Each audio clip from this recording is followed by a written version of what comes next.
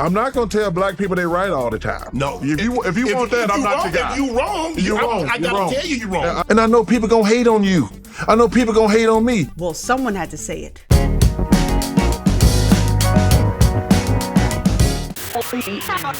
Hello everyone, my name is Rogan and this is This Bahamian Gyal. On my platform I do social commentary and reaction videos. I encourage my audience to have private conversations in public. If you've been watching my channel and you like the work that I'm doing, consider becoming a subscriber and even a member. All the details are down below in the description box. So basketball legend Charles Barkley has been trending ever since his appearance on Club Shay Shay with my husband, Shannon Sharpe. By the way, I don't need any of the haters coming in the comment section talking about, girl, he don't want you. He don't even date black girls. Well, I just got off the phone with Shannon Sharpe and he does date black girls. As a matter of fact, as of 2 minutes ago, he dates me. And can't nobody stop me. So Charles was on the show, as I said, and he had some criticisms about black behavior that he has often spoken about. This is not new. He's been doing it for a number of years and it continued on Club Shay Shay. And for those of you who don't know, let me tell you what he got as a result of speaking out. A lot of people telling him that he does not speak for black people because he is so wealthy, he's rich and he's out of touch and he doesn't know the struggle. So now apparently his wealth has negated his blackness. Before I get into the video, because I'm going to be doing a reaction to that interview, let me give you a little bit of historical context about Charles Barkley. This is a man who was born in Alabama in the early 1960s. The year that he was born was the year that 4 little black girls were bombed in a church in Birmingham, Alabama. This is also a man who didn't grow up with a father in the home. He had an absentee father. I think they may have reconciled later on in life. So he had his own challenges growing up. But for some reason, he, as a black man who has seen struggle and experienced struggle, has no authority to speak on black issues because he is wealthy. Got it. I told you guys in one of my past videos, in fact, it's this video right here, which is now over 1 million views. So thank you to everybody who watched this video. But I told you guys, this is the game. They run this game when they don't want to hear the truth. They run this game to disqualify certain people from criticizing the culture or the community. I just want to go on record to say, I said that. Anyway, I'm happy that more people are starting to speak out against this foolishness. So let's run into the video. That goes back to what we talked about earlier. I always want to uplift black people. Correct. Always. Mm-hmm. I'm proud of your success. And I know people gonna hate on you. I know people gonna hate on me. And they're gonna be black. I said, but man, I love to see black people doing good. I love to see us win. I love it. But I was like, I'm old enough and I'm around enough to know there's gonna be some hate coming toward me. Especially if they disagree with something I say. Right. But I want you to win. But I don't want you to win more than me. Now I see if you win more than me, now I got to question your sexuality. Yeah. I got to question, how black are you? Because, bro, I'm like, come on, man. I mean, I criticize white quarterbacks. But if I criticize a black quarterback, man, see, I should have known old Buck Nancy Shannon. I know he gonna take care of the white. Come on, bro. No, man. Let me stop right there. My husband, Shannon, and Charles Barkley's my husband too. The two of them are my husbands. But Shannon hit the nail on the head right there. That happens a lot too. Especially when you start to have some success. Remember when Shannon got started? I don't know if you all remember. I think it was during the pandemic. And it was starting off kind of, it was started off nice because, I mean, he's not a nobody. And everybody's a somebody, but you know what I mean? He's not starting from ground zero. He's already a bona fide celebrity. But when he was starting, everybody's like, yeah, man, that's the place to go. It's unfiltered and he lets you do your thing. Oh, man, I'm so proud of Shannon and everything. Yeah, until he started to have that explosive success with that Cat Williams interview. Remember that? And everything just kind of went through the stratosphere. The man is now sitting on over 3 million subscribers. Now everybody has something to say about, he can't interview. He's not that good. Shannon don't know how to run a show. All these people who ain't never run a show in their lives don't even know if they open up a camera, they don't know what to do with themselves.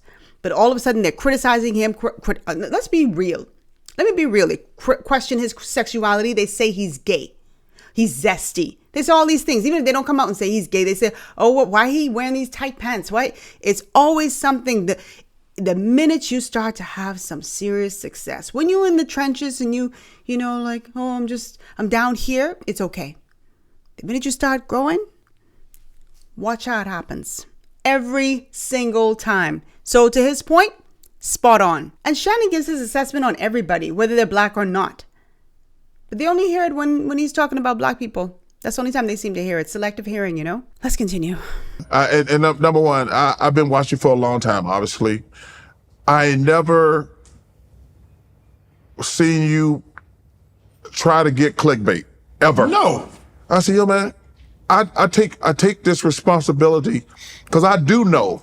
But I'm not going to tell black people they right all the time. No. If you want that, I'm not your guy. If you wrong, you're wrong. I got to tell you you're wrong. I said, yo, man, no. We can be wrong. But also, on the other hand, when I see some shit happen to a black player of the community, I'm going to step in. Right. You know, I had it was interesting. There's a couple of things happened recently that I talked to my mentors and friends about. One was O.J. Simpson, mm-hmm. and one was Michael Porter Jr. Mm-hmm. Let me just stop here real quick, because the first time I heard this, I had to listen. That sharpened my listening so quickly. He said some of my mentors, and then he said O.J. Simpson. I was like, O.J. Simpson was your mentor? But I misinterpreted. He was saying he spoke to his mentors about these individuals. Because, child, I was about to say, And I said, I'm not sure how to handle this O.J. thing. He said, what do you think? I says, man, I don't have any respect for men who hit women. And I think he killed them two people.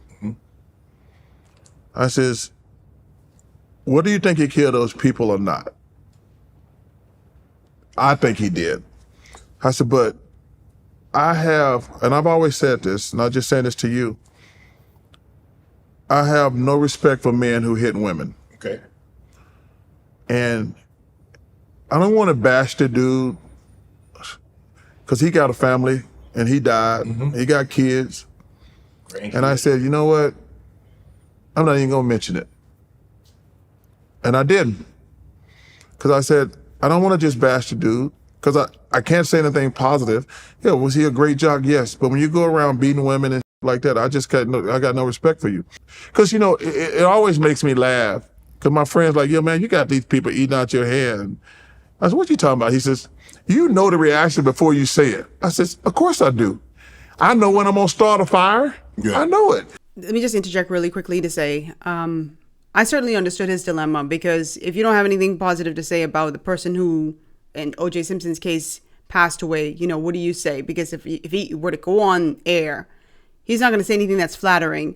And he knows that's going to, as he puts it, start a fire, upset people, because you have folks in the community who are going to be very defensive and questioning why he would try to sully, you know, speak ill of the dead. I can't even say sully his reputation, because the reputation was already sullied when he passed away. But speak ill of the dead. And people are always going to have an issue. A lot of these young folks don't even know anything about O.J. Simpson, to be honest with you, because this is like ancient at this point. But for those old enough to remember, they know. And they have very, very, I feel, divided views. You have people who believed he was innocent, and they hate that people talk trash about him. You have people who believe that he was guilty, and they had nothing good to say about him. And then you had people who probably know and feel he was guilty, but just don't want you to say anything bad about him because he was a black athlete. And it's like, and Charles Barkley said this before in a previous interview, like, this is dark, dirty secret. And I feel like that's how I feel about these things. Like, there are some nasty things that go on in the black community that are deep, dirty, nasty secrets that we don't address. The situation with R. Kelly, you know, that was such a divisive topic where people were in love with him because of his music. And I always appreciated his artistry. But it's like they couldn't call out his wrongdoing, or they blamed victims rather than blaming him for his behavior. And so it's a delicate balancing act, whereas you shouldn't even have to have any thought about it. You should be able to just speak and say what speak truth to power. But you have a lot of people, and he's not the only one. There are content creators and other people who have admitted that they second guess themselves because they don't want to create a firestorm. So yeah, I totally got his point. He's about to make another point about going into schools, going into white schools versus going into black schools. And there was something about it that reminded me of a video I did last year. You can watch that here on Sexy Red, your favorite rapper trapper, when she was invited to speak or whatever she did, perform at a school. And you know her lyrics, her lascivious lyrics from Pound Town. I just thought, why are we inviting somebody like that into the school with these kids, and why aren't we encouraging them to aspire to different things? And he kind of talked about it, not Sexy Red, but I just want you to listen, because he talked about the difference that he saw, or the differences that he saw when he went to a white school versus a black school. So here it goes. So when I made the commercial, I went to Nike and said, I want to make this commercial. I said, they're like, you out of your mind. I said, no. I said, what I'm noticing is we have too many segregated schools in this country. I said, when I go to these white schools, I said, what do y'all want to do when you grow up?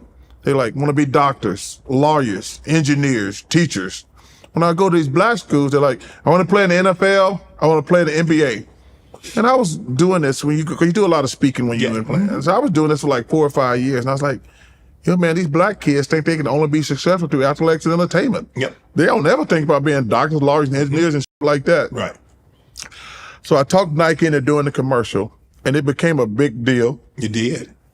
Still probably the thing I'm most proud of to this day. I said, because I knew it was going to start a fire.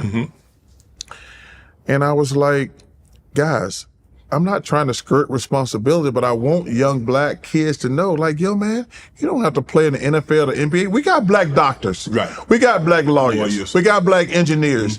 But y'all got these kids thinking like all they see is Shannon, Michael, Carl, Chuck, David Robinson. The only black people they see are jocks and entertain, Jay-Z. I said, man, they got a better chance of being a doctor than a lawyer playing in it. Jay-Z Yes. or LeBron. Yes. And I said, I just want to spark the debate. And in fairness to Nike came back to me later and said, man, we want to thank you for making that commercial. I said, because 90% of the letters we got were pro. I said, well, first of all, I'm not worried about no negative publicity. Motherfucker, I play in Philly. I said, I thought my name was Charles Barkley, you motherfucker, for like the first 2 years of my, I said, guys, I'm in Philly. I'm used to criticism, but I always have used my platform for a bigger debate. Yes. I'm trying to make a difference. I respect Charles Barkley so much for that, because y'all have no idea. It's easy to just go along to get along. It's easy to shut the hell up. It's easy to just be quiet and say nothing. You know what I'm saying? And nobody wants to be hated on 24/7. You think this man wants, I mean, he's used to it, but you think if he had his druthers, if he had his choice, you think he would be like, yeah, I want people hating on me? Of course not. But he saw the bigger picture. He saw the bigger goal. He had a bigger vision for us, and not be so fearful about the consequences, or fearful about the hatred that would ensue.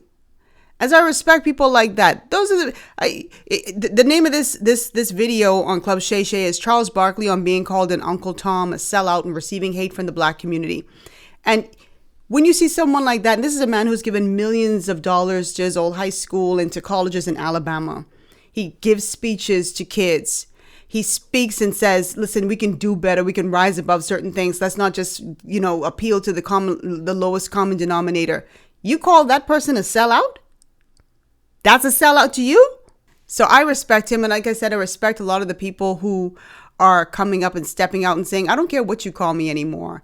I'm tired of the status quo. I'm tired of the way things are happening, or the way, the trajectory we're on. And I'm not going to just sit by and allow you to say these things. So I really respect the fact that he said what he said. I wish that the interview went even deeper. Well, like I said, Charles Barkley has been speaking out for a number of years. And while I was doing this video, I came across a related video that was on CNN about 9 years ago with Don Lemon. Don Lemon was on CNN at the time, and he was doing an interview with Van Jones and another lady who I'd never seen her before. This is my first time seeing her. Her name is Tara Setmeyer. And I was super shocked. They were commenting on something that Charles Barkley said, so I want to play that.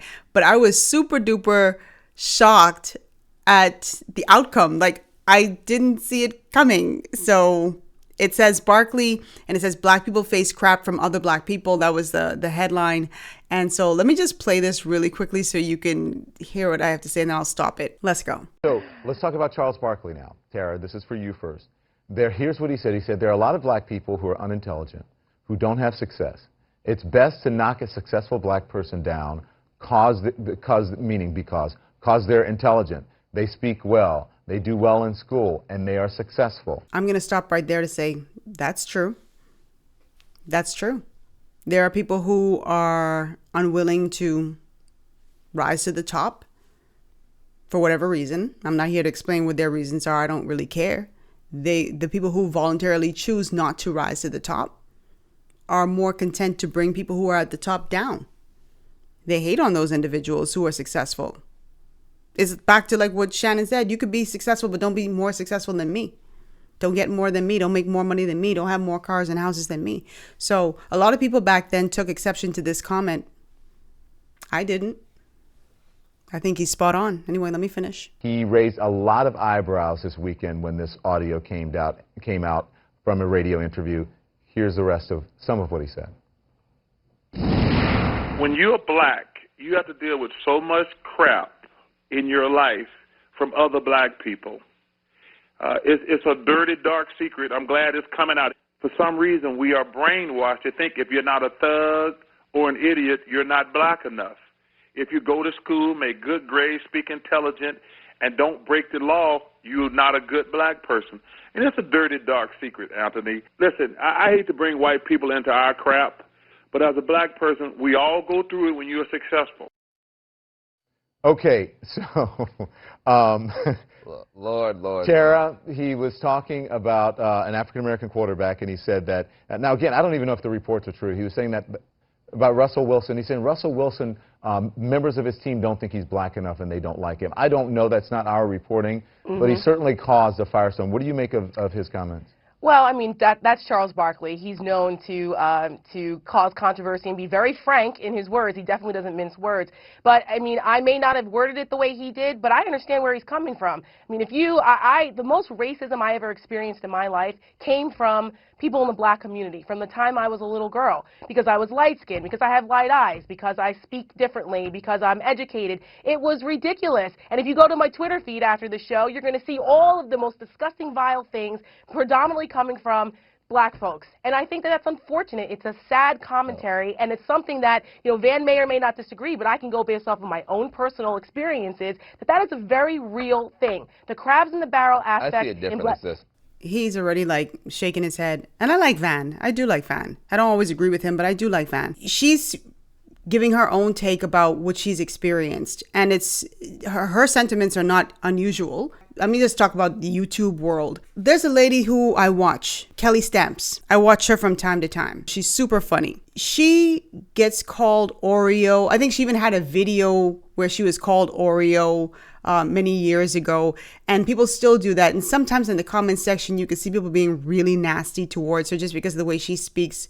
And a lot of the things that Tara is saying are what I've heard Kelly and so many other content creators say that they have to deal with. And they've said they get these things from black people, not white people, not Asian people. It always comes from their own. And then Van is here saying, oh, he disagrees. Well, you disagree. I'm going to hear the rest, but you disagreeing with her personal experience? Well, the crabs in the barrel syndrome is definitely, it exists. Okay. There may be other parts of it that doesn't happen to everyone, but it exists. And I think Charles Barkley was brave in actually mentioning it. I understand where he's coming from with that. It's real.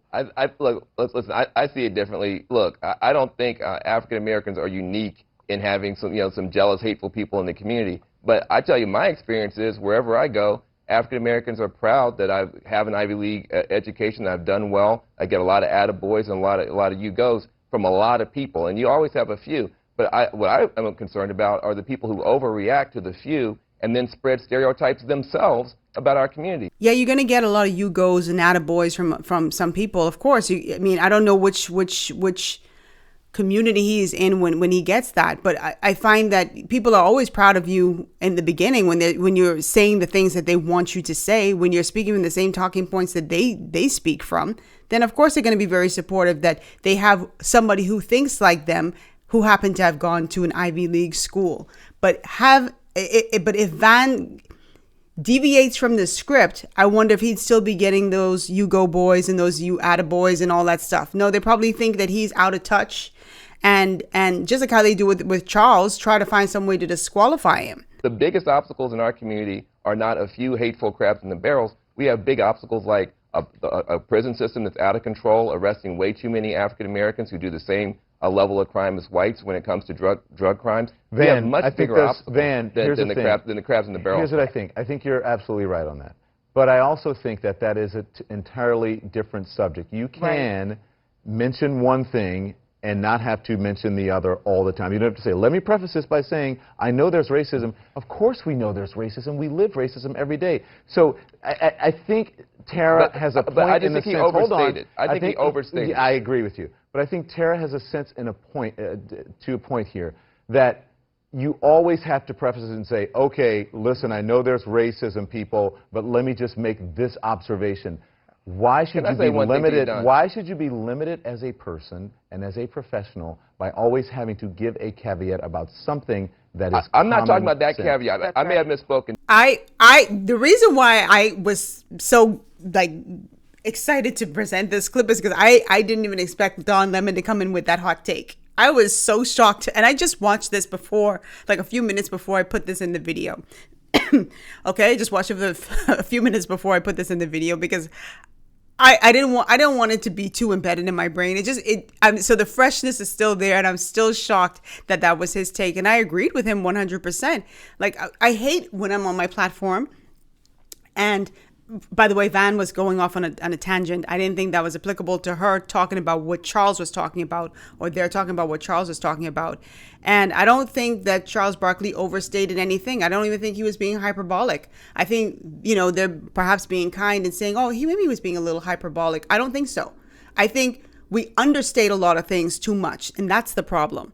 But I was just really surprised by Don Lemon's take in this, and he's right. I hate coming on my platform, like I said, and having to say, "Oh, it's not all black people. Oh, it's not that." I mean, I'm talking about a subject. I don't feel like I have to always qualify and add these caveats that, "Oh no, it's not all people," and it's the people who it applies to. It applies to. If you're watching this video and it does not apply to you, then it doesn't apply to you. I don't watch videos, and people could be talking about the black community and could be critical. And if it doesn't apply to me, I don't go, oh, I'm offended. It doesn't apply to me. The first thing I think is, that's not what I do. That's not the behavior I exhibit. So I don't get riled up. Let me just say this. He said that the reason we won't be successful is because of other African Americans. Well, and I'm saying that's an overstatement. I don't think that's true. Yeah, I mean, I think that he engaged in hyperbole, but again, that's just Charles Barkley, that's his personality. But I do think the crux of what he said, there is some validity to it. I've lived it. I live it every day. As a minority female conservative, do you have any idea the names that I'm called from black folks? I mean, they call me every name in the book. I don't get that. I didn't have that experience on the other side. Van, I'm sure you've seen, we've talked Van. about this. You've seen this. I'm sure you've seen my Twitter feed. You've seen the criticism. If I don't carry a certain narrative for which people think that African Americans or liberals, and I'm not a liberal and I'm not a conservative either, then I am all of a sudden Uncle Tom, I am a sellout, I am all of these things. And it's like, what are you talking about? And every single person, I was at brunch yesterday with all black people, about 10 black people, and everyone said he has a point. He said it wrong, but he is correct in his point. It's absolutely true, Van. Yeah, a lot of people, it's like this taboo thing that you can't say publicly. Like you're not, whisper. We're not supposed to say that publicly. But the fact of the matter is a lot of these conversations are being held behind closed doors. That's why on this platform I talk about having these private conversations in public. Because we do a lot of sipping.